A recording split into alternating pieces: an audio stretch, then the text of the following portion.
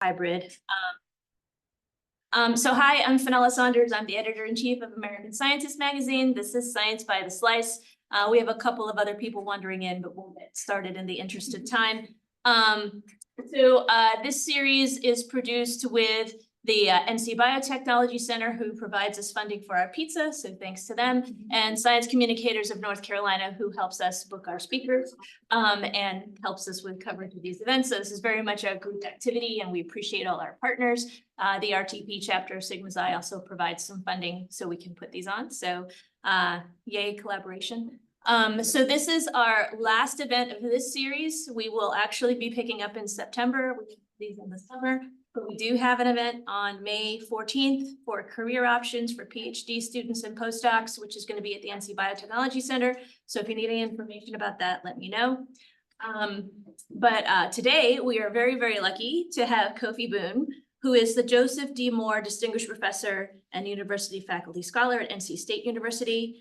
He's a Detroit native and graduate of the University of Michigan. His work is in the overlap between landscape architecture and environmental justice, with specializations in democratic design and interpreting cultural landscapes. He leads the Just Communities Lab, a community collaborative approach to providing design and planning technical support to address environmental justice and social equity challenges. He is the winner of Student Professional ASLA awards, including the Jot T. Carpenter Teaching Medal. He is past president of Landscape Architecture Foundation, an advisor to Partnership for Southern Equity, Just Communities, and serves on the board of the Land Loss Prevention Project.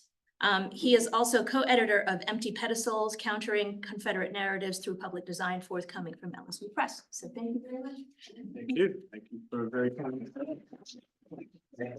talking. Before we got started, I teach at NC State, and everybody prefers to be online, even there. So I'm glad anybody showed up. It must be the pizza.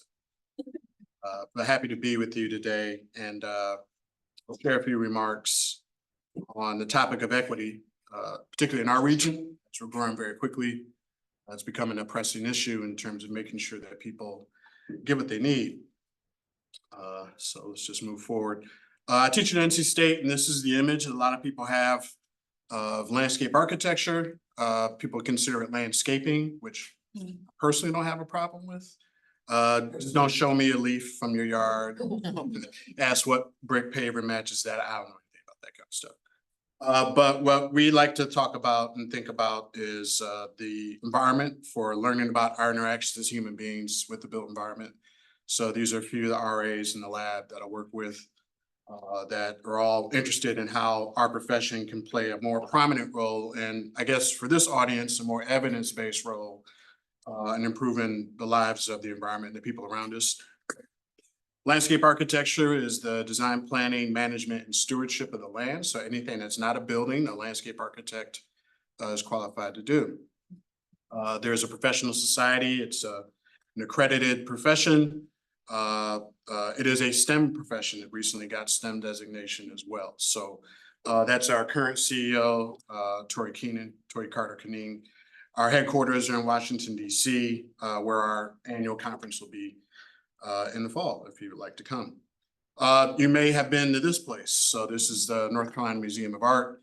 The landscape was designed by Surface 678, which is a Durham-based landscape architecture practice. The aesthetics matter, right? So you can tell that they're trying to convey a sense of the rural character that defines a lot of North Carolina through the design. It took a very complicated long-term process in terms of figuring out how to deal with infrastructure, how to deal with buildings, how to deal with pressing challenges. It results in experiences that people enjoy, but embedded in all of that is data. And in my previous role as president of Landscape Architecture Foundation, that organization is one of the leaders in evaluating landscape performance, which is to say, how is the landscape helping to address pressing challenges, everything from stormwater management to urban heat island effect to biodiversity and habitat increase to social benefits like health or a sense of belonging. And so the Landscape Architecture Foundation pioneered the methodology that's used more broadly in our profession for evaluating that form of performance. There is a case and there's a huge library of these places. So if you are interested in this particular topic, The Landscape Performance Series has hundreds of case studies that are searchable and sortable based on issues. There is one for the NCMA. And in some cases, the methods that have been used are embedded in each case study, but we can quantify environmental benefits. So in addition to being beautiful, that place captures 84% of stormwater runoff, doesn't go into the drain, doesn't pollute streams, doesn't contribute to flooding. It actually stays on the site, which is how it's supposed to perform. Socially, it attracts over 12,000 monthly visitors who engage in physical activity, cultural activities, and other elements. And even economically, we can quantify the economic benefits of landscapes and open spaces to adjacent property values, real estate, to broader tourism industries and markets. So a lot of the environmental, social, and economic benefits of these places have evidence-based methods for categorizing those. And it's an ongoing process. There are over 300 case studies now, and every year there's a call for more. So there are about 10 to 12 each year that get added to that set. But as we address some of the broader global challenges that we're facing, the notion of what we do outside and how we deal with the built environment is changing. It's not just about recreation. It's not just about leisure. It's not just about aesthetics. In some cases, it's about our ability to adapt and to feel protected through massive changes to the climate around us. So last week gave a talk to the Canadian Society of Landscape Architects at their annual meeting regarding Winnipeg, and talked about the impact of wildfires there. And even though we were in North Carolina, if you remember last year, we were getting smoke from Canada, right? Because of those wildfires. Droughts, severe droughts, which even though we get hit with hurricanes, is still one of the biggest environmental challenges in our region and in North Carolina. And of course, hurricanes. And so as we have to adapt to a changing planet, there become issues about resources and how you decide who gets what they need to be able to adapt and be resilient in the future with us.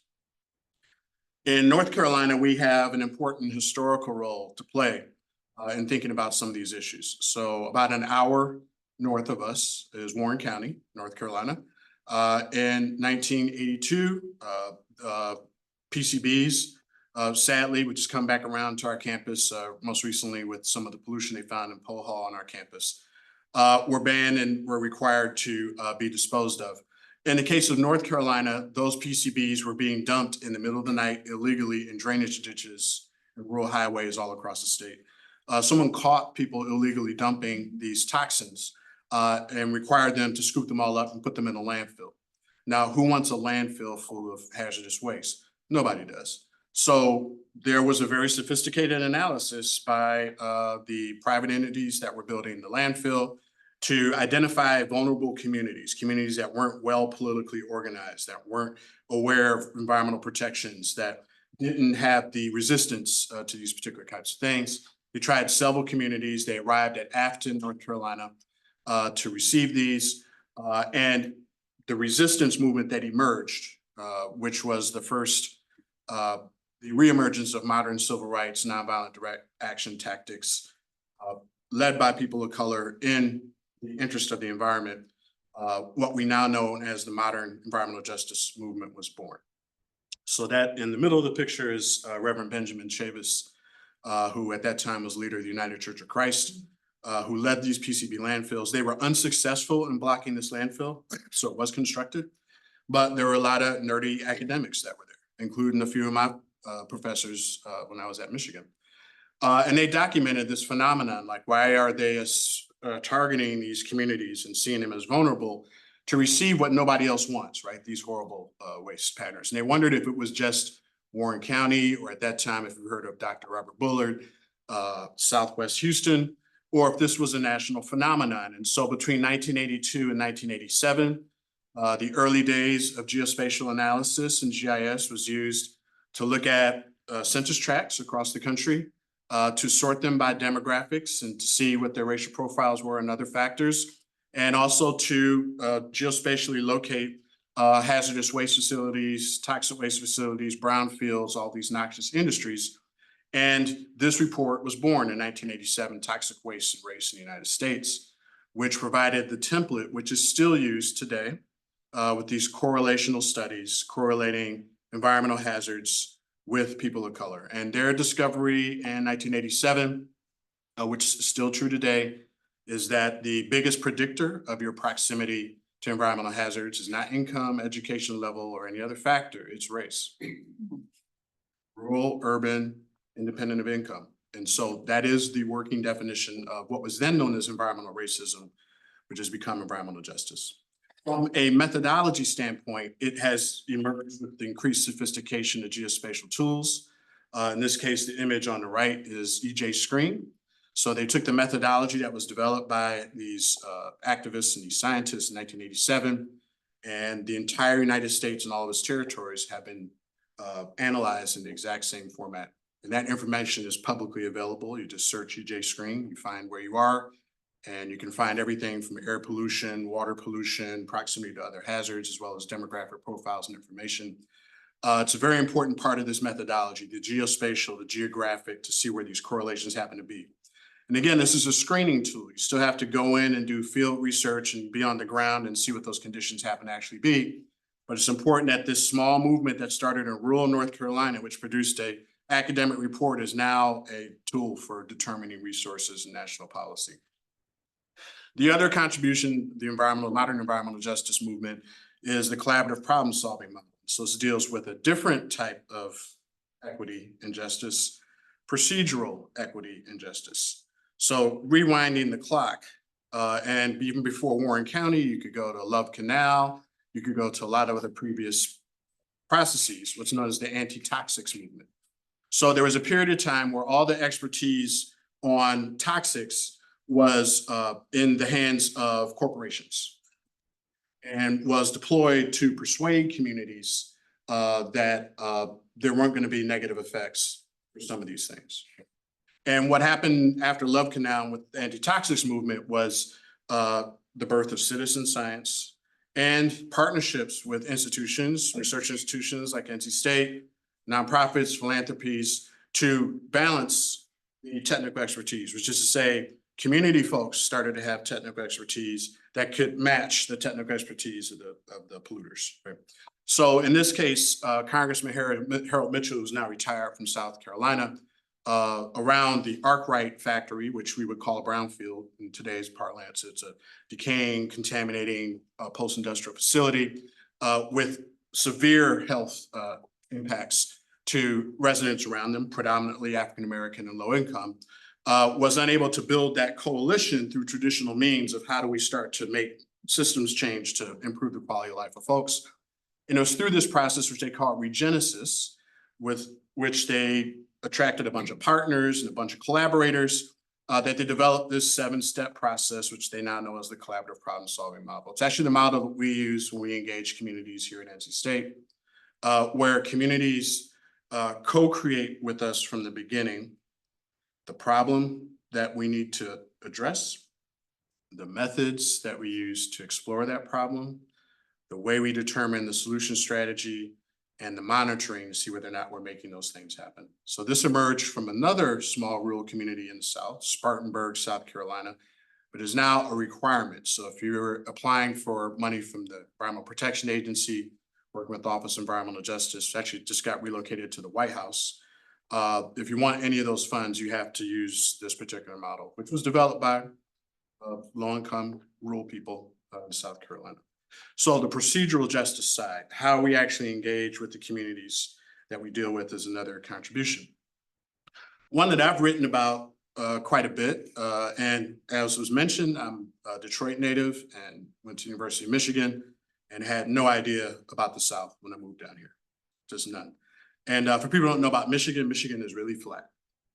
Lake plain, right? So during the days of the glaciers, that's when the glaciers are down. And so we're in the Piedmont, we're in this hilly area in the South. And so it was a really interesting opportunity to learn how the geography, the topography, and the altitude of the place played a role in where people settled and how they related to one another. There's a really important article that I'll talk about in a second by 2 political geographers, Hewlin and Wharf, that coined this term called racialized topography. What they were looking at across the American Southeast, they looked at over 100 cities in the American Southeast, was, is there a correlation between altitude, how high or low you are, and race? And they found, except for the coast, because property values are closest to the ocean are the highest, right? That you could predict race based on altitude, which means Raleigh is an interesting example. This was a study that was done for an early project working in Southeast Raleigh. Raleigh, for people who don't know, is one of the few planned capitals we have in our country. They took the plan of Philadelphia and rotated it 90 degrees. And instead of the city hall in the middle, they put the state capitol in the middle. So if you go to the Capitol today in Raleigh, it's on the high point between Crabtree Creek and Walnut Creek. That's why there's 4 squares. 2 are missing squares, right? So Nash Square, Moore Square. There were 2, the governor's mansion occupies what was supposed to be a square. The former School of the Blind occupies the other one. So they only built like 2 of the 4 squares, but essentially it's the plan of Philadelphia. So it was a good way to plan, right? You take the high ground, it places civic structure in the middle, so it conveys your civic values. It's not a bank, it's not a church, it's, a place of governance, sends a good signal. But, what we forget is that Raleigh was founded during slavery. And there were a lot of enslaved African people working in and around Raleigh that couldn't live within the city boundary of Raleigh, but were dependent on the economy of working with Raleigh. So they self-built communities as close to Raleigh as they could. So that meant they went down into the creeks. And when you go to Raleigh and you go to a lot of these communities, the early self-built communities, the early land that was available to African Americans and other people in low-lying areas. We know today that there are floodplains. When hurricanes come, the role of the floodplain is to absorb all this stormwater, slow it down, move in the system. But when you have people who are relegated to those landscapes, they are in harm's way whenever there's a major climate crisis, right? So racialized topography correlating altitude with race, real thing, right? So this paper was written in 2006. We took the methodology that they developed for their over 100 towns across the Southeast and applied it to Raleigh, and it matched, right?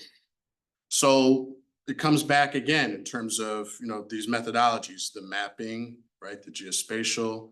We talked a bit about the procedural. This is getting into the archival research component, because in some cases, this isn't something that is readily available to people to make decisions. It requires, hitting the state archives. In some cases, we went to the National Archives to uncover the information that was required to do a time analysis, right? A temporal analysis of the evolution of these particular communities and how they were situated on the land. The reason why I bring this up, and Raleigh is an interesting example because we're inland, but if you look at environmental justice today, it's grown up to climate justice, right? So the things that happened in rural North Carolina, to a certain extent, Southwest Houston, in the 80s have grown up to a global movement that's concerned about the disproportionate impact that climate change is going to have on low-income people, people of color around the world. Over 65% of the human population lives on the coast somewhere in the world, right? But only 10% of them produce the emissions that are contributing to greenhouse gases, which is to say that those coastal communities are first in line in harm's way due to sea level rise, but they have not contributed to the environmental processes that are increasing the temperature of the planet. So that's the crux of the climate justice movement, is that the people that will suffer the most harm did not contribute to the problem. And this is a global issue. So to get more locally, right, this is our coast in North Carolina.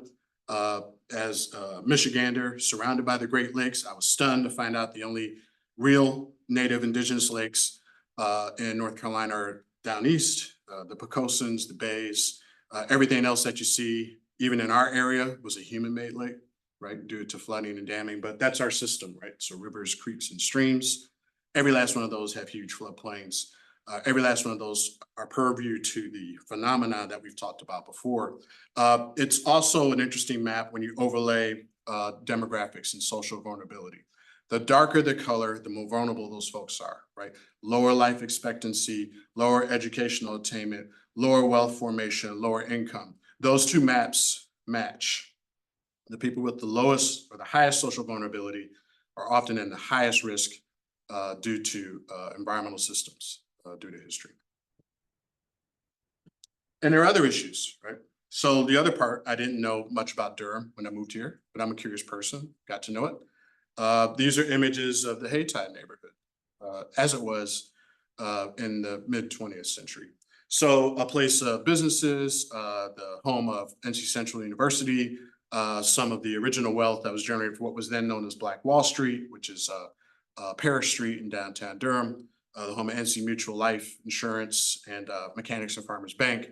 And in the early 20th century was considered an exemplar of Black wealth formation and community stability, right? This community was celebrated nationally for all of its great entrepreneurship and ingenuity. But this is when it gets into more of a structural equity conversation, which we'll pick up in a second. Is that the New Deal, right, with President Roosevelt, the compromises made in New Deal policies that essentially excluded African Americans from those benefits. So the New Deal started, African Americans couldn't participate in the GI Bill, couldn't participate in any home loan program. We know this. Well, this is the Homeowners Loan Corporation map of Durham in 1930, right? They had surveyors go street by street in Durham, and you see where all those darker lines are on that map. You can guess who lives on those particular streets, right?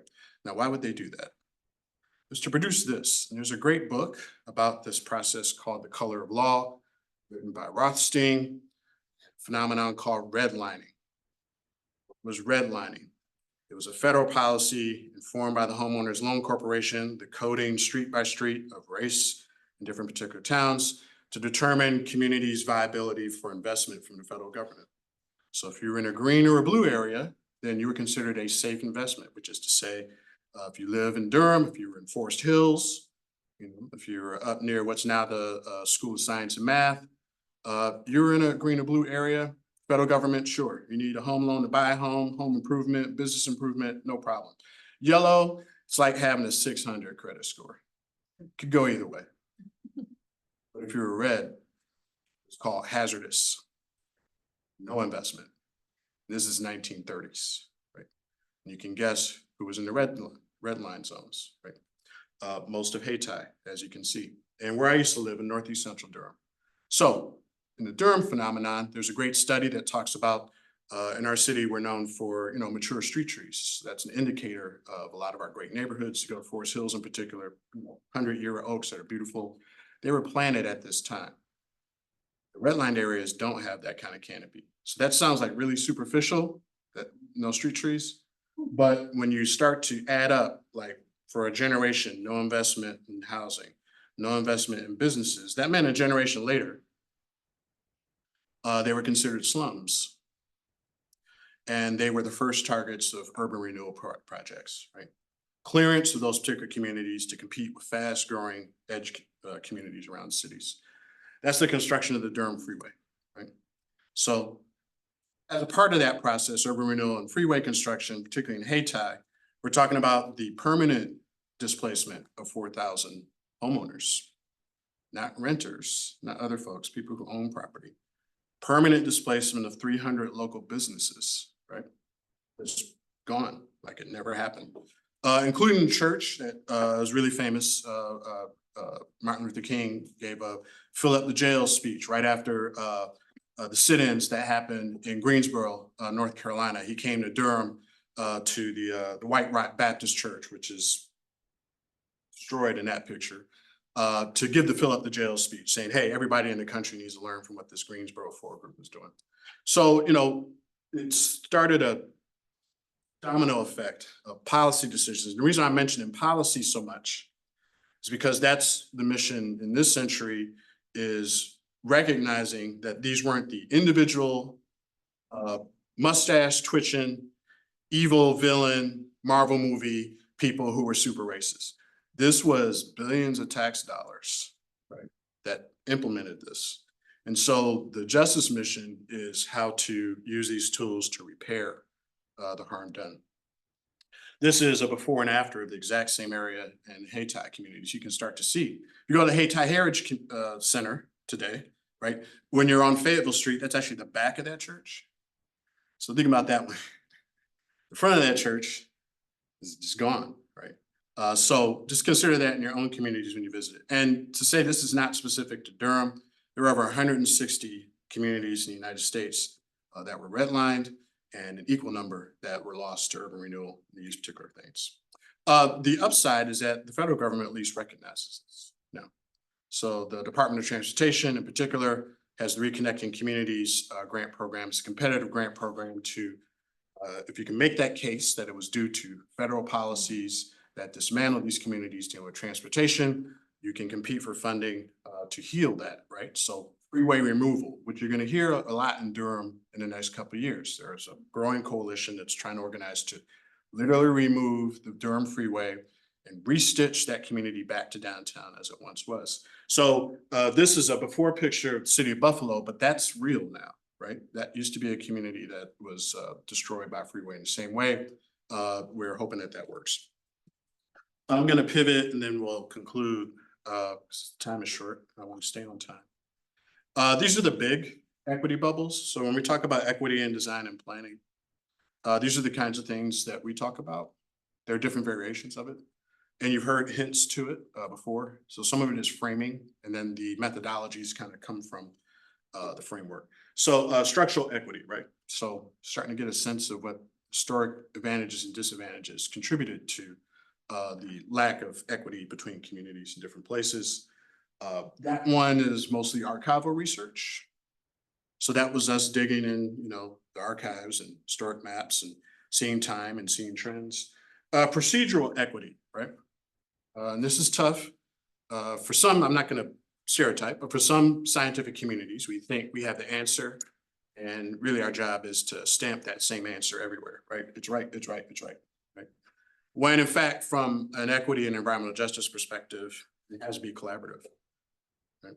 So the attitude of co-creation, which means you have to engage people in a very different way. There's a power relationship that pivots. So this idea that as a scientist, yes, I'm the technical expert, but someone in a community is the local expert. Right? They have access to people, knowledge, systems, point of view that we can never get, no matter how hard we try. So finding these creative ways for us to come together and blend those skills together. So procedural and distributional, right? So in some cases, the example is parks and open space systems, right? Generally speaking, they're not equally distributed. One's proximity and access to parks and open space has huge and multiple benefits, lifelong, right? So the disparity between people's park access to healthy open space where you can exercise, get light and air, is a major issue. So the distribution of that, right? And then finding ways to equitably redistribute them so that most people can get access to them matters. We spent a lot of time in Princeville, North Carolina. Princeville is across the Tar River from Tarboro County seat no, it's not the county seat, I'm sorry. It's one of the oldest towns in Edgecombe County. Princeville named after Turner Prince, who was a carpenter, but initially named Freedom Hill, right? Now, why would they call it Freedom Hill? This is an interesting story. In 1865, when the Union Army was coming through North Carolina and they drove out the Confederacy, formerly enslaved African people had to follow the Union Army and camp next to them as they moved for safety, right? Because they were afraid of reprisal from plantation owners, landowners, others. So when they came through Edgecombe County, right, the Union Army came through Edgecombe County, then people started following them and camping next to them. And the Union Army was on one side of the river, the folks were on the other side, ironically in a swamp.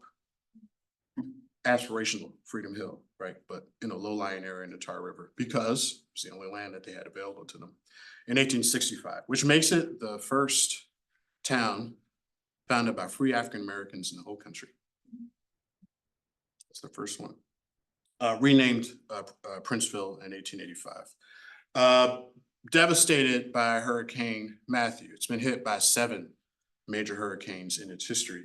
All those black and white pictures on the screen are buildings that no longer exist. They were destroyed due to repetitive flooding. The color pictures are from our visits and our work with them. There's a really good online article, Cultural Landscape Foundation, that describes a lot of these particular issues. This is an interesting time lapse that shows you, because of its proximity to the river, and this is just from Hurricane Matthew. This isn't even the worst storm or flood that hit that community. There are hundreds and hundreds of communities just in the United States in that same position. And there are thousands all over the world, right? So finding ways to help people to live through these situations are important. I'll skip these for now. This is an example of attempting to enact procedural equity, which is to say we could see on maps all day long, like the horrors of this flooding and what it takes to rebuild, but it's different when you talk to people and you learn about the stories. We do that in ways that invite people. So big maps, things that don't require technical expertise or knowledge. We hired local partners to help us as well to make sure we weren't speaking in jargon and we weren't losing people. And we used our sort of really strategic location as an institution to be the commons, right? So we could call FEMA, we could call the Army Corps of Engineers, when they hear NC State is different than hearing, from a resident in this particular community. And we were able to bring together the level of expertise required to at least help people understand why they were in harm's way. From a other perspective, we agreed in the short term as they're trying to rebuild that one of their most valuable assets was their story. Most people don't know that story about Princeville, right? If you drove through Princeville today, you'd have no idea. There's no physical evidence out there that would say, oh, wow, that's a really important historic town. So we worked with a local group to lead and guide tours, and we recruited people to go up, right? We were sending high school folks, middle school folks, other folks to say, hey, go spend a day in Princeville with these folks to start to build their local capacity and to start to carve out a walking path that could start to get investment to help build some capacity there.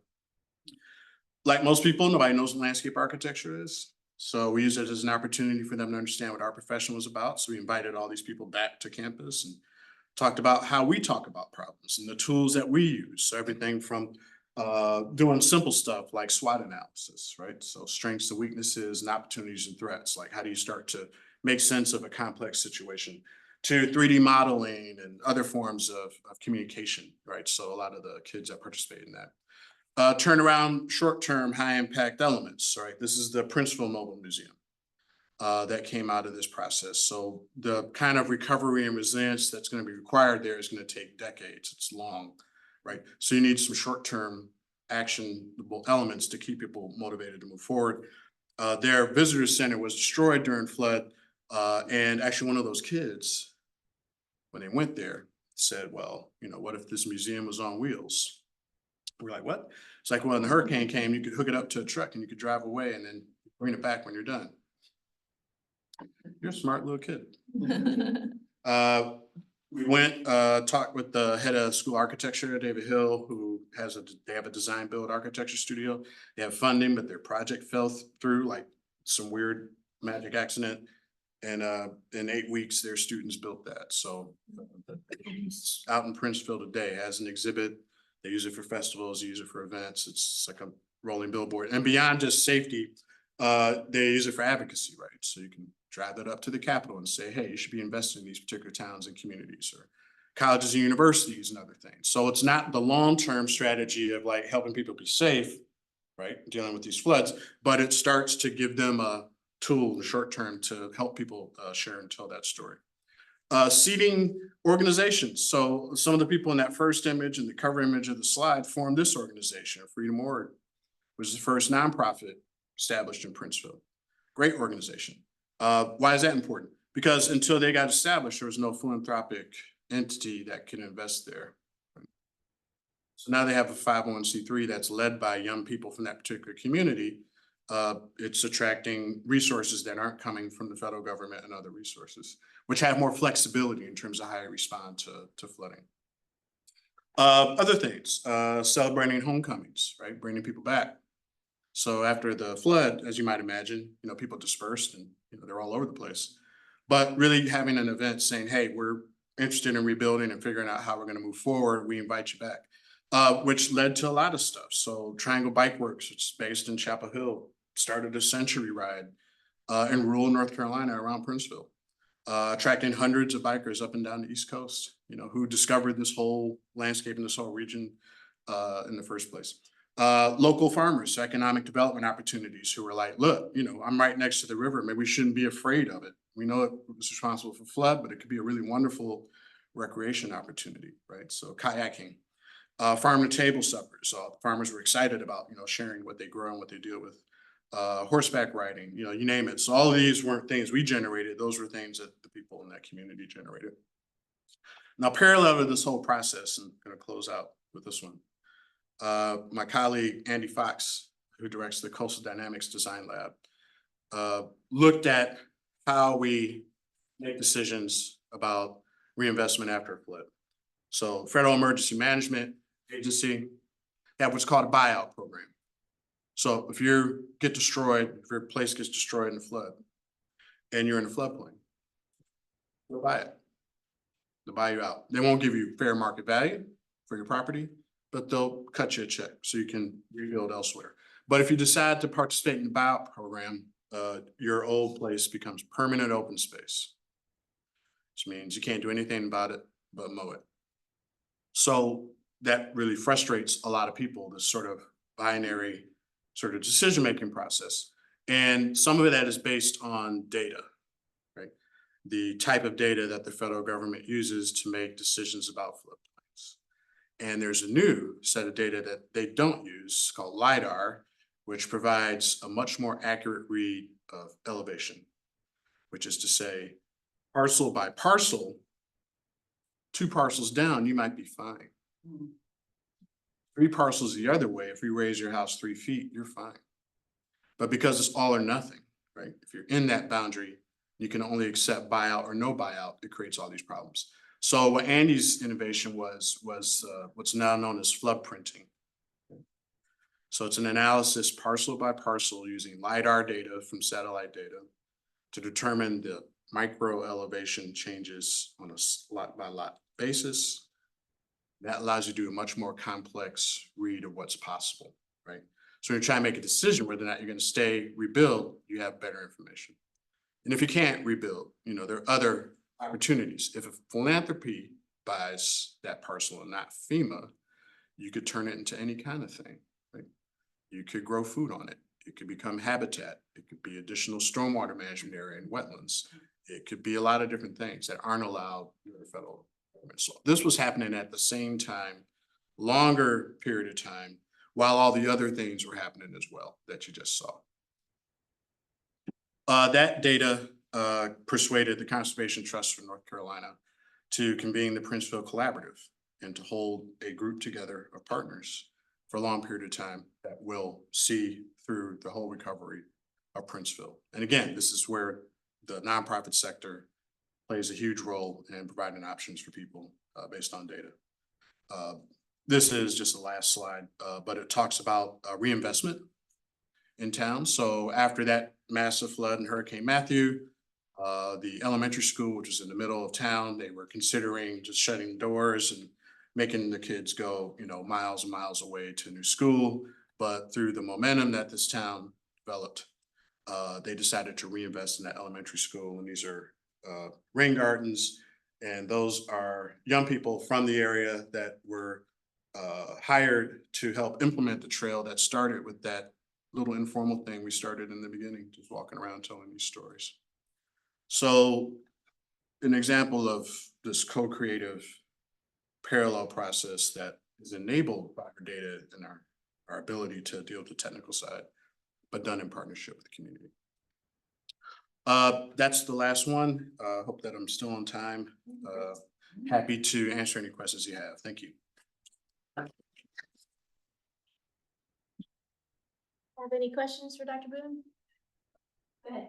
Yeah, so you mentioned removing freeways, and that would somehow facilitate communities coming back together. Can you talk a little bit about that? Because since people were displaced, so how would you connect them back? Obviously wouldn't be the same people, right? But there are communities that are still there. So we'll pick on the Durham Freeway for a second. Before the Durham Freeway, there were 24 streets where you could walk directly from Haytide to downtown and back. Today, there are 5. So in terms of connectivity, even if it's not the same people, whoever lives there would benefit from the increased connectivity of removing that particular barrier that separates that. That segment of the Durham Freeway produces enough particulate air pollution, particularly if you look at their PM counts for diesel. It's the most polluted air quality in the entire city of Durham.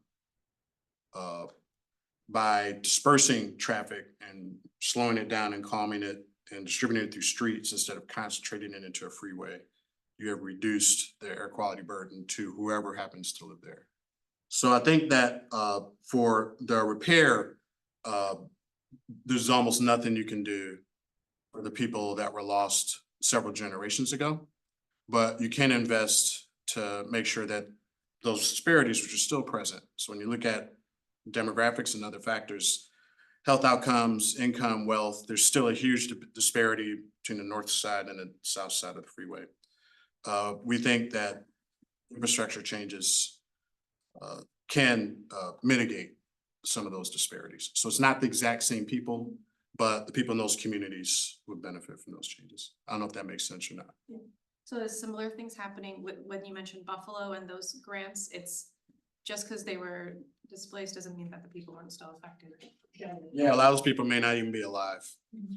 And as you might imagine, the depressing impact of those shocks over the time from redlining to urban renewal to freeway construction, there was no incentive in a lot of cases to hold on to property, own property. So all of that is almost gone. But you can set the stage for the next generation of people that are there. Other questions? Well, I'm just curious, how long did it take for Buffalo? I mean, that must have taken. I mean, we're talking decades They're or, not done. I mean, I think there was an era in freeway development. Really was, so here's the backstory on freeways on the interstate system, right? President Truman, and then later President Eisenhower freeway plan. Why they do it? Because it was during the Red Scare and people afraid of nuclear annihilation from the Soviet Union. And so they did a time, of how long it took to move a military unit from the East Coast to West Coast of the United States. And it took 2 weeks. And they're like, that's totally unacceptable. So the freeway system was originally designed to move military personnel with ease. So if you're old enough to remember, there used to be like heights on bridges, right? And you go, oh man, that bridge is, well, in Durham, you already know about that. There's the Killer Bridge at Richmond. Yeah, but it was set for the height of a tank on a flatbed truck. That was the. So the whole thing, the whole 50s, to a certain extent, was how to adapt the entire United States to avoid nuclear annihilation, specifically to decentralize the US population. So moving places of industry out into, because I mean, this is hard to believe, but like before World War II, there were not that many suburbs around here, right? So you were either in the city center or you were in the country, right? So it was intentional in terms of like, we got to move these places of industry. We got to move these job centers. We got to disperse this population, because if you drop like 10 bombs on us in 1945, you will wipe out over 50% of our capacity. So the 50s was about re-engineering our whole country to be decentralized, and the freeways played a critical part of that. So the point I'm making is that Buffalo was the same thing. A ring freeway around it, right? Everybody thought it was the best thing ever. As you might imagine, just like most ring freeways, destroyed everything. So it was a 10-year process, and they're not complete, but they're getting a lot of good success there. Did you have a question? I just wondered, sort of related to these other ones, what sorts of collaborations are there now between landscape architects and transportation planners? We're working on it. We actually have 2 grants with NCDOT right now. One is really, we're looking at case studies across the state of the impacts of transportation decisions on various communities. The Hayti community in Durham is one of our more developed case studies. But I think that it's a conversation for the shortest way I can say it is in the collaboration, we have to be able to speak the same language. And that's kind of what we've been spending time doing between the discipline. So from the DOT standpoint, their value set is like efficiency, right? How quickly you can move people. what gets their attention is like accidents. Like, what do you mean somebody got hit? Like, that's the easiest way to stop a whole transportation conversation. It's like, what do you mean somebody got killed? But this other stuff, right, of saying that there are other values, other benefits are things that they're learning to deal with. And from our standpoint, learning to appreciate the economic impact of transportation improvements and why it's important. So I think there are more, right? And I think that most of the innovation nationally has been ironically in investments in non-motorized transportation. And our region is a leader in that in terms of greenways, trails, bikeways, mobility, and Charlotte light rail. In those areas, we have a lot of the same values and we kind of speak the same language. With regards to the binary of like car versus person, that's where we still got a lot of work to do. If I may follow up, Yeah. that's, excuse me, that's what I was aiming for. I've noticed, I live part of the year in a city that has about 350,000 people in it, and the maximum speed limit is 18. Wow. There are 6-lane highways with a maximum speed limit of 18. It looks like a Monty Python movie at times because you can run alongside the cars, but the whole point seemed to be what you were saying is to remove the distinction between automobile traffic and other forms of traffic.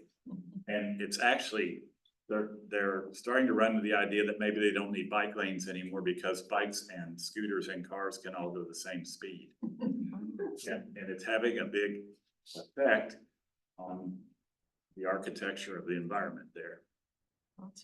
Yeah, I agree. And I think that, I mean, that's the other side of it, right? Like before World War II, most people didn't have cars. So there's a whole lifestyle that we kind of 20th century, mid-century.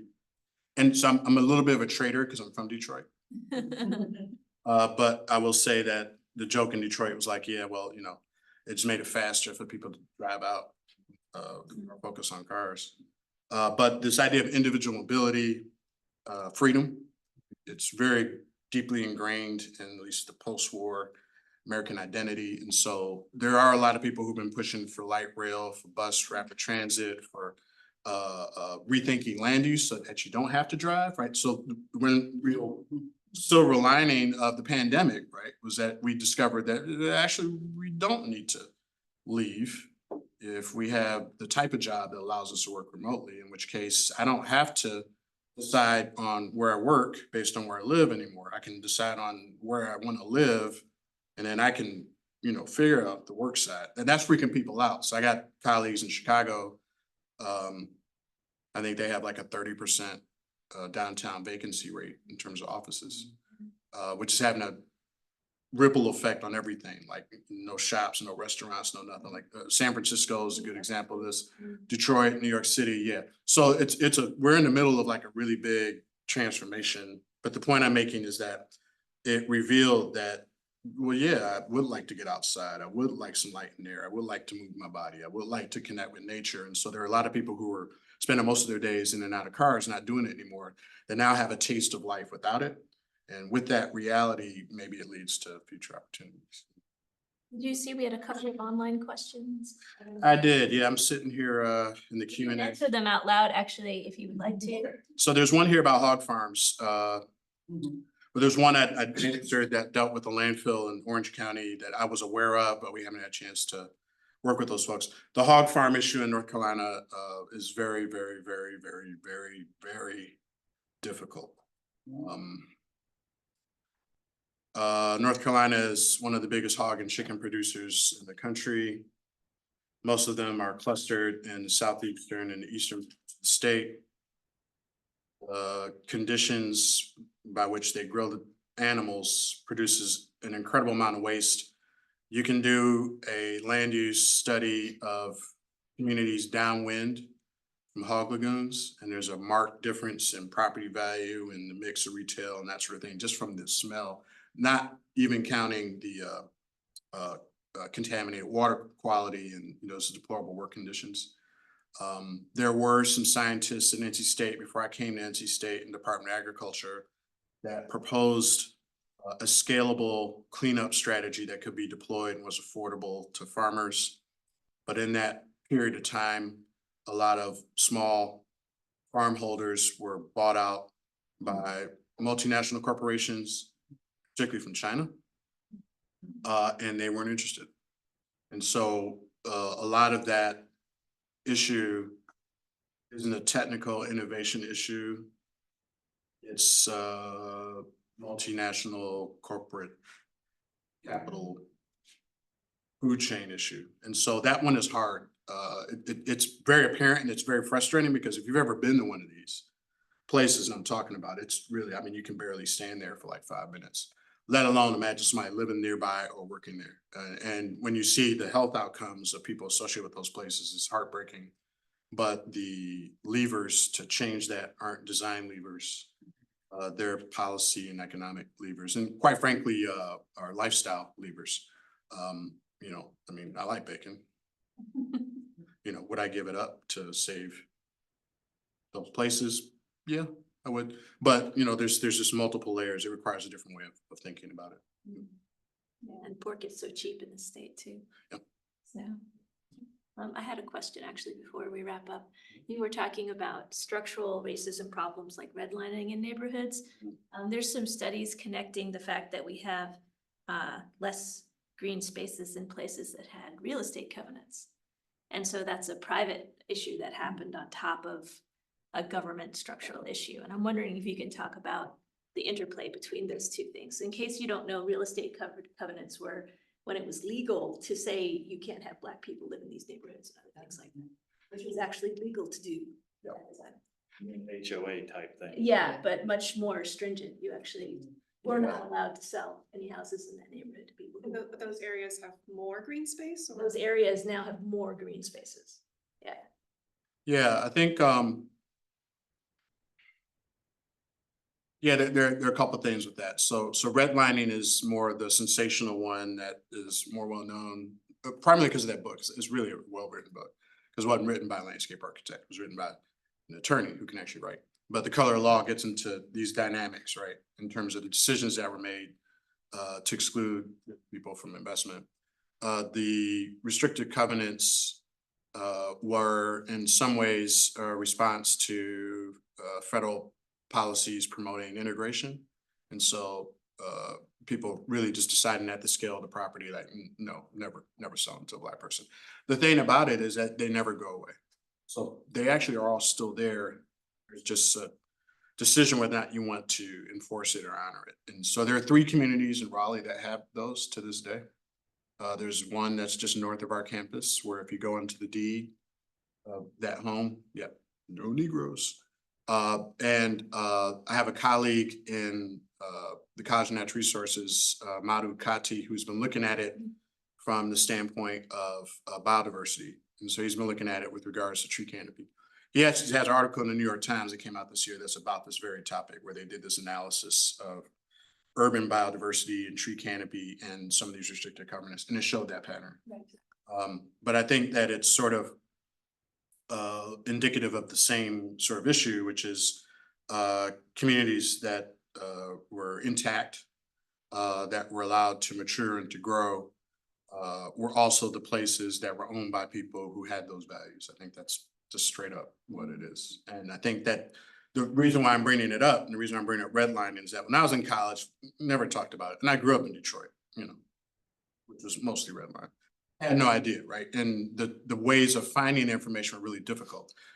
Every redline map is available for free online right now through a website called Mapping Inequality that's hosted by University of Richmond. Yeah, they've got a big project up there. Yeah, and you see, you don't have to look anymore. You just kind of type in, you go to their site, it'll show you every redline map across the country. Some places might shock you about where some redline maps are. But for example, Raleigh never had a redline map. So that's what Madhu and I were talking about, was like, well, how come we got the same patterns if there was no redlining? So that's what was leading to these other. So there's different versions of structural inequality. It's not all just one thing, but it's that basic idea of it's encoded in policy. It doesn't require anybody's individual animus or individual role to advocate for it. It's the status quo, it's the default. Unless you disrupt it, it's just a machine that's meant to run that way. And this is one of those. Thank you. Do you have any other questions?